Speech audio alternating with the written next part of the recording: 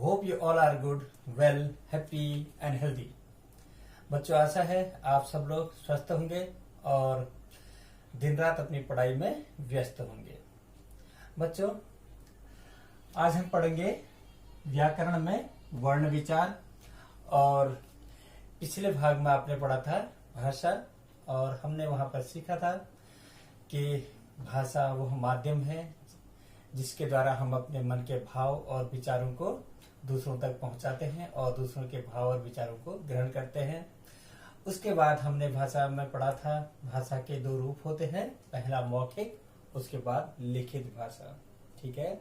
और लिखित भाषा को लिखने के लिए एक स्पेशल लिपि होती है और वो जो लिपि चिन्ह होते हैं उनको ही वर्ण कहते हैं। ठीक है। अब आज हम पढ़ेंगे वर्ण विचार पर। वर्ण विचार क्या है?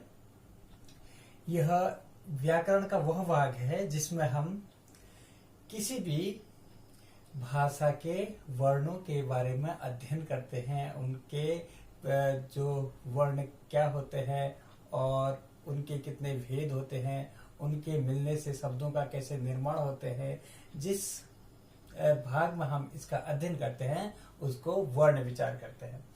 आज हम हिंदी में वर्ण विचार पर बात कर रहे हैं। सबसे पहले हम देखेंगे वर्ण किसे कहते हैं, उसके बाद वर्णमाला, उसके बाद हम जो है उसके जो वर्णों के जो भेद होते हैं उनके बारे में आज विस्तार से अध्ययन करने वाले हैं। आप लोग इसको ध्यान से सुनिए और इसको ध्यान से देखिए और फिर समझने का प्रयास कीजिए। ठीक है।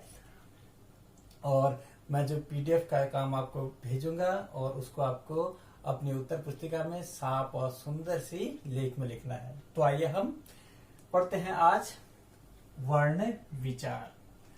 तो सबसे पहले हम जानते हैं कि वर्ण किसे कहते हैं। ठीक है। किसी भी भाषा को लिखने के लिए जो ध्वनि चिन्ह बने होते हैं उनको ही हम वर्ण कहते हैं और उनके अधिक टुकड़े नहीं किए जा सकते। ठीक है। वह भाषा की सबसे छोटी इकाई होती है जिसके और अधिक टुकड़े नहीं किए जा सकते हैं, उसी को ही हम वर्ण कहते हैं। अब देखिए परिभाषा लिखी है मैंने, भाषा की सबसे छोटी इकाई को वर्ण कहते हैं। ठीक है। भाषा की वो सबसे छोटी इकाई जिसके और अधिक भाग नहीं किए जा सकते उसको वर्ण कहते हैं। उदाहरण के तौर पर अ, ई, क, ख, यानी कि अ, आ, ई, उ और क, ख, ग, घ, ये सारे क्या हैं? ये हैं आपके वर्ण हैं। फिर हम आते हैं वर्णमाला पर। आपने देखा माला कैसे बनती है? एक फूल से तो माला नहीं बनती है। एक जो वर्ण है वो क्या है? एक खाली वर्ण है। जब हम बहुत सारे वर्णों को एक साथ गोद देते हैं, मिला देते हैं, तो वो वर्ण माला बन जाती है। ठीक है। अब हम देखते हैं वर्णों के क्रमबद्ध और व्यवस्थित समूह को वर्णमाला कहते हैं। क्रमबद्ध मतलब वो एक क्रम से लगे हुए हों और वह जो है व्यवस्थित हों। जैसे हमने यहाँ पर लिखा है अ, आ, ई, उ, ए, ऐ, ओ, औ। यह जो है एक क्रम में है और यह जो है व्यवस्थित है। जैसे हम यहाँ क, ख, ग, घ लिखा है तो ये भी व्यवस्थित, क, ख, ग, घ, ण, च, छ, ज, झ, य, ट, ठ, ये क्या है? एक व्यवस्थित क्रम में है। ठीक है। और क्रमबद्ध तरीके से है, तो इसको ही हम क्या कहते हैं? वर्णमाला कहते हैं। ठीक है। अब हम देखिए इसका जो परिभाषा है, इसके बाद वर्णों के क्रमबद्ध और व्यवस्थित समूह को वर्णमाला कहते हैं। जैसे आप एक फूल से माला नहीं बना सकते, उसमें तरह तरह के फूल आप गूंथते हैं तो वो आपकी माला बन जाती है। वैसे ही जब इसमें आप तरह तरह के वर्णों को लगाते हैं तो वो क्या बन जाती है? वर्णमाला बन जाती है। देखो ये जो है दूसरे तरह का वर्ण है, ये दूसरे तरह का वर्ण है, ये दूसरे तरह का वर्ण है। जब हम इनको एक साथ गूंथ देते हैं तो ये बन जाती है हमारी वर्णमाला। इतना आ गया समझ में? अब देखो बच्चों, अब हम देखते हैं वर्ण के भेद, यानी कि वर्ण के कितने प्रकार होते हैं। यहाँ मैंने लिखा है वर्ण के भेद। वर्ण के दो भेद होते हैं, पहला स्वर, दूसरा व्यंजन। ठीक है। आइए हम सबसे पहले स्वरों के बारे में बात करते हैं। हमने पढ़ा कि वर्ण दो प्रकार के होते हैं, स्वर और व्यंजन। और स्वर क्या होते हैं? स्वर वो होते हैं जिन ध्वनियों को हम स्वतंत्र रूप से बोल सकते हैं। उनको बोलने के लिए किसी और वर्णों की आवश्यकता जब नहीं पड़ती है तो हम ऐसे जो ध्वनियां होते हैं उनको स्वर कहते हैं। उदाहरण के तौर पर ये जो है हिंदी वर्णमाला में टोटल 11 स्वर हैं। ठीक है, इनको बोलने के लिए किसी दूसरे वर्ण की आवश्यकता नहीं होती। जैसे अ कहा है तो जैसे यहाँ पर यदि मैं क कहूँ तो क के साथ अ लगता है क। ठीक है, इसमें हम अ कह रहा हूं तो सिर्फ अ ही लगेगा और उसमें कोई जोर भी नहीं। इनको जो है हम आसानी से बोल सकते हैं। ठीक है, आ, ई, उ, और यह जो है गले से निकलते हैं। ठीक है, ये सीधे गले से निकलते हैं और इनको बोलने के लिए दूसरे वर्णों की आवश्यकता नहीं पड़ती है, तो इनको कहते हैं स्वर। और ये हिंदी में अभी कितने हैं? टोटल 11 स्वर हैं। ये हैं अ, आ, ई, उ, री, ए, आए, ओ, औ। ठीक है, ये आपके क्या है? स्वर हैं। और फिर हम देखते हैं इन स्वरों के प्रकार होते हैं। ठीक है, ये जो है उच्चारण की दृष्टि से स्वर 3 प्रकार के होते हैं। पहला होता है कौन सा स्वर? यस, हास्य स्वर।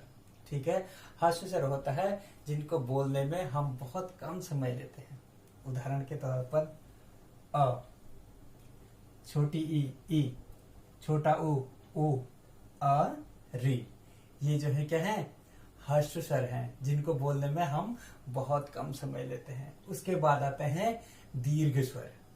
ठीक है, स्वर में दीर्घ स्वर में जो जिनको बोलने में हास्य स्वर से ज्यादा समय लगता है, यानी कि उनसे दूना समय लगता है, तो उसको कहते हैं आ, ई। जैसे हम अ कहा तो हमने बहुत कम समय में बोला अ, आ, ई, उ, ए, ऐ, ओ, औ। ये कौन से स्वर हैं? ये सारे जो हैं हमारे दीर्घ स्वर हैं। अब आप इसको ध्यान से सुनिएगा, ये जो सारे स्वर हैं हमारे दीर्घ स्वर हैं। अब बच्चों, ये तो हो गया हमारे हास्य स्वर और दीर्घ स्वर। एक होता है प्लुत स्वर, जिसमें इस फर्स्ट जो हास्य स्वर होता है उससे तिगुना समय लगता है। और जो है जैसे मंत्रोच्चार के समय हम ओम कहते हैं। ठीक है, और जैसे हमको किसी को आवाज लगाना होता है उसके लिए ए, हेलो। ठीक है न, ए जब हम कहते हैं तो उसमें भी ज्यादा समय लगता है, तो उसको कहते हैं प्लुत स्वर। ठीक है, ये जो है स्वरों के भेद हो गए, हर्ष, दीर्घ और प्लुत स्वर। ठीक है, अब मैंने आपको बता दिया हर्ष क्या होता है जिसमें बहुत कम समय लगता है, और दीर्घ हो गया आपका जिसमें उससे ज्यादा समय लगता है, और प्लुत इनसे तिगुना समय लगता है। अब बच्चों, हमने स्वरों के बारे में पढ़ लिया। अब हम पढ़ते हैं व्यंजनों के बारे में। व्यंजन जिनको बोलने के लिए वह भाषा की वह ध्वनि है जिनको बोलने में स्वरों की आवश्यकता पड़ती है, यानी कि अन्य वर्णों की आवश्यकता पड़ती है, तो उनको हम व्यंजन कहते हैं। और यह व्यंजन कितने प्रकार के होते हैं हम इसमें देखते हैं। सबसे पहले हम आते हैं व्यंजनों के। व्यंजन कौन कौन से हैं? क, ख, ग, घ, ण, च, ज, य। अब हम इसके प्रकार को साथ में पढ़ते हुए और उनके वर्ग को समझते हुए और वह किस किस वह उनका उच्चारण कैसे होता है इसको समझते हुए हम पूरे व्यंजनों के बारे में आज हम अध्ययन करने वाले हैं। बहुत इंटरेस्टिंग होने वाला है सीखने के लिए। यद्यपि आपने पहले भी सीखा होगा पहली क्लास में, लेकिन आज हम उसको फिर से सीखने वाले हैं। ठीक है, देखते हैं व्यंजनों के बारे में। सबसे पहले होता है स्पर्श व्यंजन। स्पर्श व्यंजन वो जो है 5 भागों में विभक्त रहते हैं, और वह उनके कुछ वर्ग होते हैं। तो हम पहले देखते हैं जो व्यंजन होते हैं। हमने सीखा कि व्यंजन किसको कहते हैं? जब हम किसी वर्ण को उच्चारण करने के लिए अन्य वर्णों की सहायता लेते हैं, तब हम उसका उच्चारण कर पाते हैं, तो उनको व्यंजन कहते हैं। और यह व्यंजन होते हैं, व्यंजन के जो प्रकार होते हैं, सबसे पहला प्रकार है हमारा स्पर्श व्यंजन। स्पर्श व्यंजन में हम किस किस चीज को स्पर्श करके जो है हम उन व्यंजनों को निकालते हैं। सबसे पहले आता है हमारा क वर्ग। क वर्ग में हमारा होता है क ख ग घ ड़। इसकी जो आवाज आती है वो कंठ है, यानी कि गले से आते हैं। इसका जो कंठ होता है हमारा, कंठ से आती है, इसको हम क वर्ग कहते हैं। फिर आता है च वर्ग। च वर्ग में भी 5 होते हैं, च छ ज झ य, और इसको हम बोलते हैं तालु से। यदि आप च कहेंगे तो सोचिए, ये जो जीभ है, ये जो ऊपर वाले से भाग से टकराती है च, ठीक है, वो जो है इसका जो जीभ का बाहरी भाग नहीं लगता है, उसका बीच का भाग लगता है, तो हम कहते हैं उसको तालु से। और तीसरा हमारा वर्ग है ट वर्ग। ट वर्ग में आते हैं हमारे ट ठ ड ढ ड़, ठीक है। यह आपका कैसा होता है, मूर्धा, यानी कि जब आप जीभ को मोड़ते हैं और फिर ऊपर वाले से टच करते हैं ट, ठीक है। ठ यानी कि जो जीभ है उसका आगे वाला भाग जो है ऊपर वाले मूर्धा से लगता है, तब हमारे ये जो वर्ण है वो निकलते हैं, ठीक है। फिर आता है हमारा त वर्ग। त वर्ग जो होता है त थ द ध न। जब हम अपनी जीभ को हम दांतों से टच करते हुए जब हम वर्ण को वो उच्चारण, वो ध्वनि निकालते हैं, तो वह जो है त वर्ग के अंदर आता है। इसमें लगता है उच्चारण करते समय दंत। और उसके बाद आता है प वर्ग। प फ ब भ म। इसको उच्चारण करते समय जब हम होठों को मिलाते हैं और तभी वह ध्वनियां निकलती है, प फ ब भ। आप देख पा रहे हैं, आप इसको कर पा रहे हैं, तो आप करने की कोशिश कीजिएगा।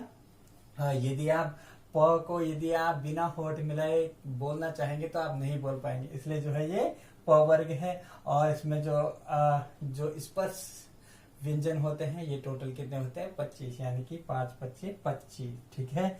उसके बाद आते हैं जो ये ढ और ढ होते हैं, इनको अन्य व्यंजन कहते हैं। ये जो इसमें, क्योंकि इनको लिखने के लिए एक जो ढ के नीचे बिंदु लगा देते हैं, ड हो जाता है, और जो है जो ढ के नीचे बिंदु लगाए ड हो जाता है, ठीक है।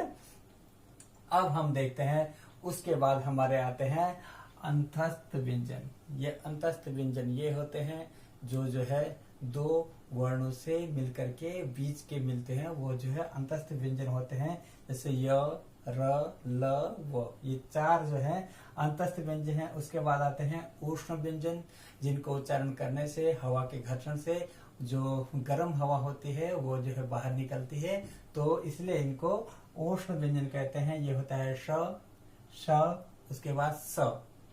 श के 3 रूप होते हैं, पहला होता है श, फिर होता है श, फिर होता है स, ठीक है।